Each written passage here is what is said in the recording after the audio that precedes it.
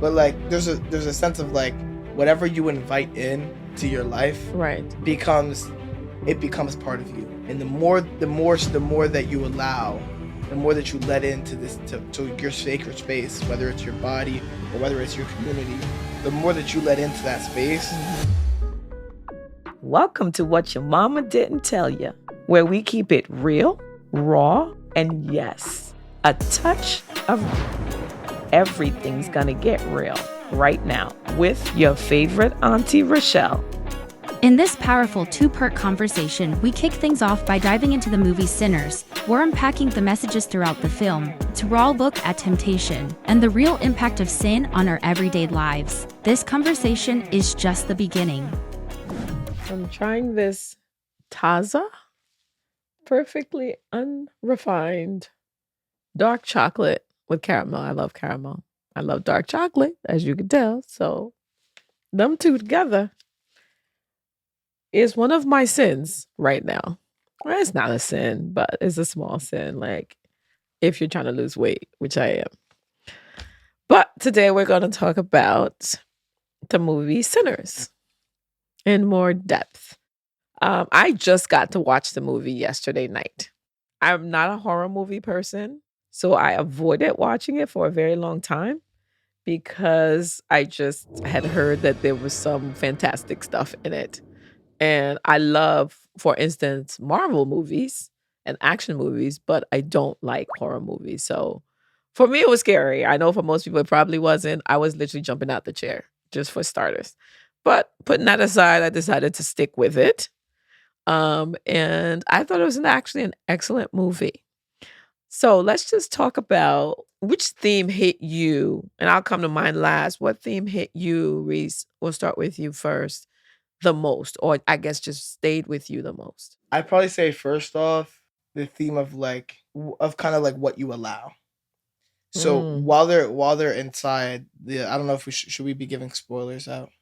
We don't want to give too many if people haven't watched it. But like there's a sense of like whatever you invite in to your life Right. becomes part of you. And the more that you allow, the more that you let into this to your sacred space, whether it's your body or whether it's your community, the more that you let into that space, the worse off you'll be, and the more you'll have to fight to try and claw out of that to eventually get to a place where you feel like you're more righteous.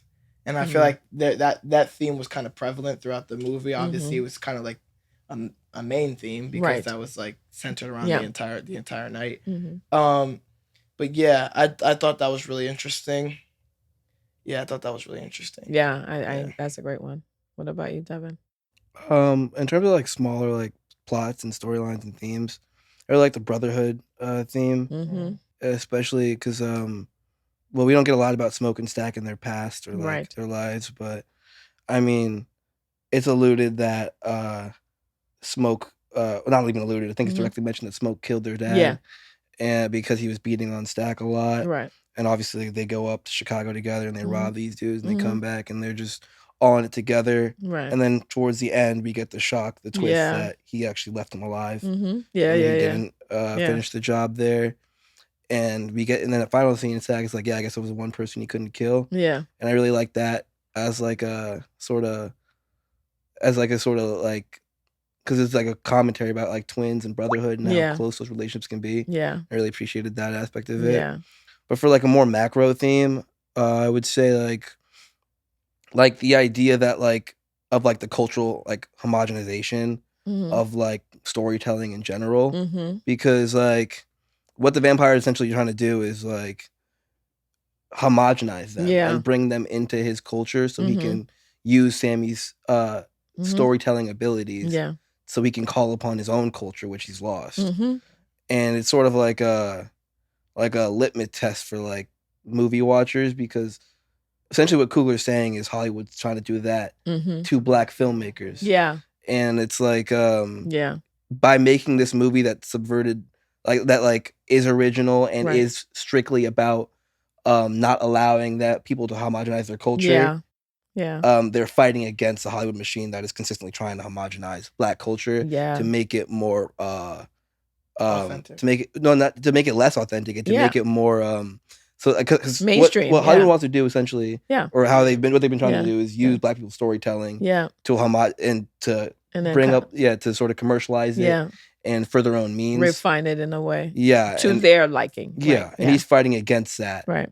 And and at the same time too, the vampire isn't even like the bad guy. Like the bad guy is cultural homogenization, because like the vampire is he's not even from America. Like he's this isn't his culture. Like he's, I think, Irish. And which is also a whole other thing about like the Irish people and their own experiences in America and their own disenfranchisement. So, I was wondering why they chose Irish as being well, it's for a lot of reasons. And in part because they are the textbook example of having their culture homogenized because when they came here, they were not readily accepted. They did not melt easily. And now St. Patrick's Day is one of the biggest American holidays in the world, in the country. Right. So they had they're sort of like the blueprint for having your culture homogenized and being part of the American overall culture. Right. And he's showing that Black people should fight against that. Wow.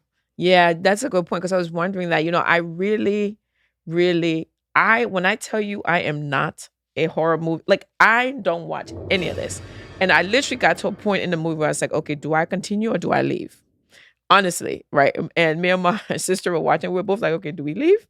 And we were like, I was like, no, I've heard so many good things. I'm going to stick it through. I think there's more here.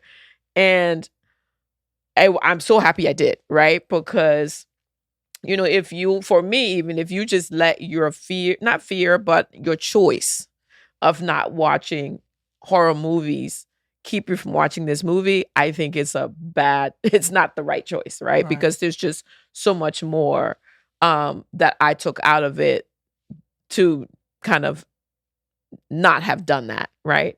And for me, I think that point you're making, I didn't quite make the full connection until you just said it, but that homogeneity, right, component, and everybody becoming the same and feeling like it's fun because you're the same, was definitely what attracted me to the fact that folks were fighting against that, right? Within the movie. That's what the commentary of the movie is. That's what he said.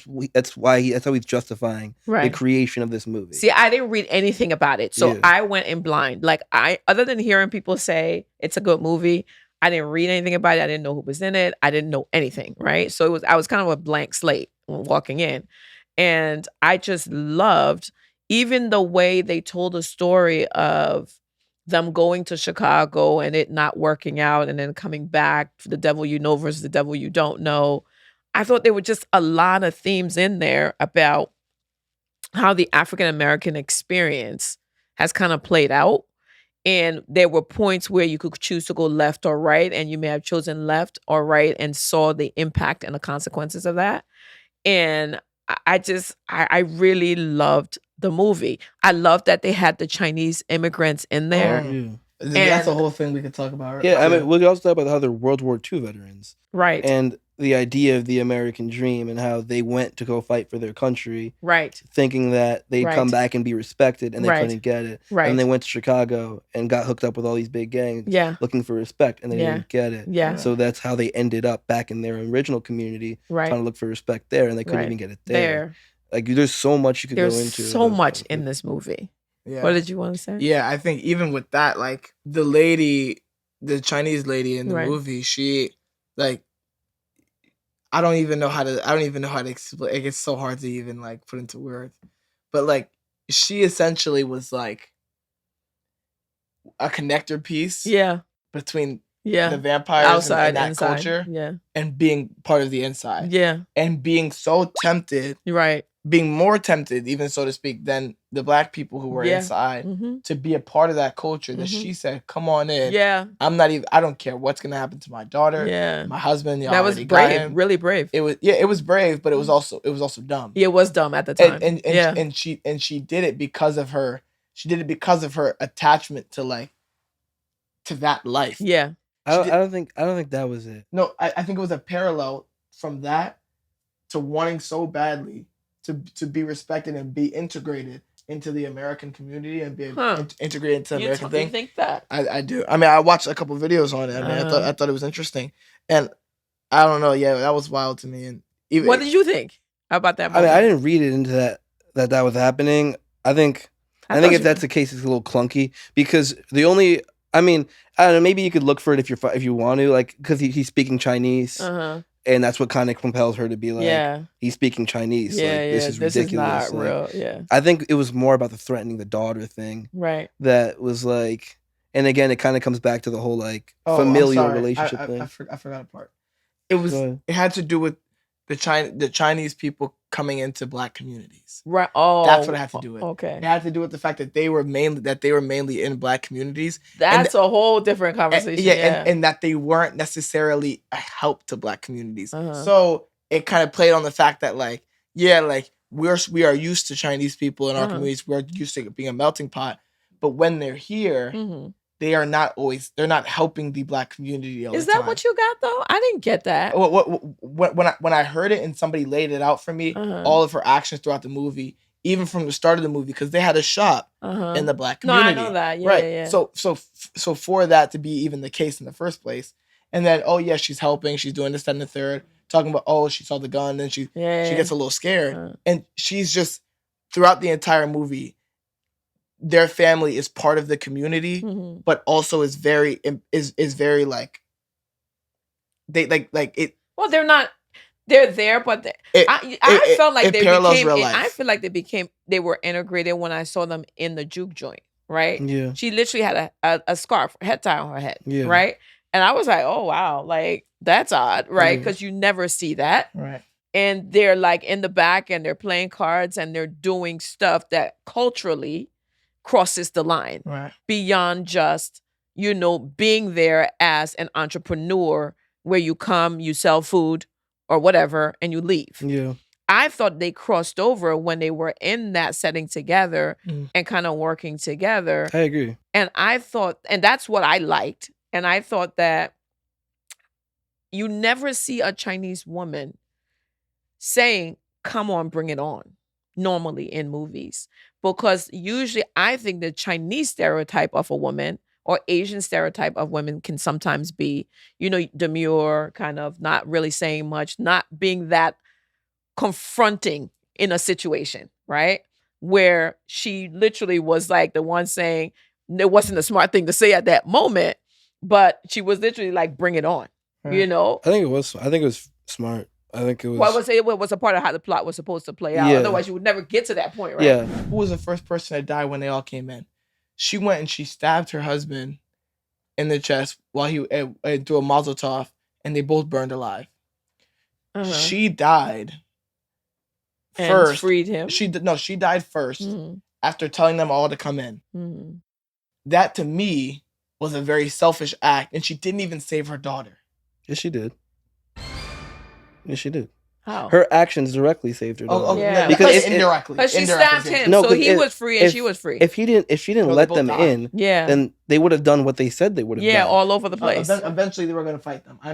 That would have to happen. But I don't think they were eventually going to fight them. Like, because they were all pretty on the fence about it. She made a choice for them. Yeah. I think it was brave in a sense, but it was also like, I see the commentary that people are saying when they say. Yeah, I see what you're saying. Yeah, when they say that, like, it comes from like, this on the third. Right. And then me and you both die first. Right. And then everybody else has to deal with this problem that we created here. Right. And then. But I mean, they didn't create the problem. But I do agree from that perspective. Now that you say it, that her first move was to do what she did to him. Because when you watch the movie and understand what she did, then yes, she was kind of saving the both of them, right? In a weird sort of way. But I do think her initiating the confrontation was brave. Yeah, it was brave and it was important. And I thought it was pleasant to see the crossover of them in a social setting. Right. Kind of enjoying that, being a part of that, really being invested in it. Because I feel like that kind of balances out the portrayal, which I think we got to be careful about sometimes, that all Asians are just that. Yeah. Right? Yeah. I think that's that's a stereotype as well. Yeah, I definitely think that there was a reason that they made her the person. Yeah, she's the to one. tell them to come on. And Yes. not all the any of the Yeah. other black people who were in there. I think Right. they made it her for a Yeah. reason. So I think, but like aside from that, I thought that there was also an interesting point at the end of the movie where Sammy is in the water waiting for the sun to come up, and they start saying the Lord's Prayer. Yeah. And not just them were saying the Lord's Prayer, but the vampires, everybody was saying the Lord's Prayer. So to me, what it was playing on was that it's not just gonna be. It's not just like a. It's not just a, oh, we say we love God, we say we love God versus it's not. Everybody says that they love God. Mm-hmm. Everybody says that they're Christian. Everybody says that they're this. Everybody says they believe that. And it was important to know that like the enemy knows God just as much as you do. Yeah. Right? Yeah. So it was important for them to play on the fact that like, yeah, like I grew up reading the Lord's Prayer too. Satan grew up reading the Lord's Prayer too. We all know the Lord's Prayer. Yeah. So it's understanding that it's deeper than that. Yeah. It's deeper than just, oh, okay, I'm gonna say the Lord's Prayer and He's gonna save me. It's like, this is the reality of the situation that's going on. How are we gonna deal with it? Yeah, we were talking about this yesterday. Devin, maybe you can comment on this. The fact that everybody's struggling with stuff the devil trying to tell you to do on one side and stuff that God told you to do on the other side, right? And I think that played out a lot in the movie, right? Where you were having to make choices. And obviously all the way straight through the end and the final scene, right? The bonus scene, where it's like, seeing that struggle constantly through the movie. What do you think? Yeah, I mean, I think Sinners is very honest about their main characters. I think Smoke and Stack aren't obviously not supposed to be I don't know however you define good people. Right. I think Sammy is the one where you see that sort of moral battle the most. Right. Because obviously his father's telling him, you need to give this up and stop partying with these people. It's bad for you. Right. But he's drawn to that life of Smoke and Stack, and that is very apparent. I feel like we see that very clearly, but I think the more interesting moral dilemma is really in the twins and in how far they're willing to go to achieve that American dream and what they're willing to give up. Because we know that they robbed the people in Chicago, Right. and we know that, and they're starting this juke joint with the best of intentions, Right. But it's gonna go left. Yeah, because even if the vampires don't come, the Ku Klux Klan is coming. Yeah. And I think it's sort of like how much morally, like, because it's a great idea that they're using to generally help the community, Right. but it also has their own personal benefit for Yeah. them. And there's all these other outside factors that are pushing against them. Right. So while I like Sammy's moral dilemma of just, and I think the movie is built on it, I think it's incredibly core to the story. Right. I'm more fascinated by the sort of like trying to be a good man in a bad world and trying to survive and make your own piece of that American pie when nobody wants to let you have any. I think that moral dilemma is interesting, but I mean, I think it's pretty cut and dry. Like, right. Like you need a, and they present it as that, and by showing us the twins and showing us I don't think it is good.